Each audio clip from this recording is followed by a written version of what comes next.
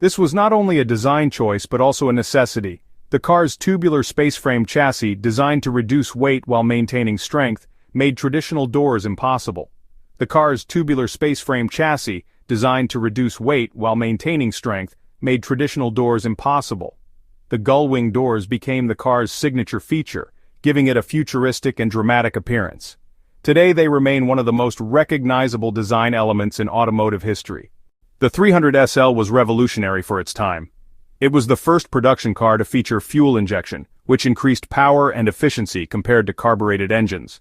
Its 3.0-liter straight-six engine produced 215 horsepower, allowing the car to reach top speeds of around 160 miles per hour, 260 kilometers per h, making it the fastest production car of its era.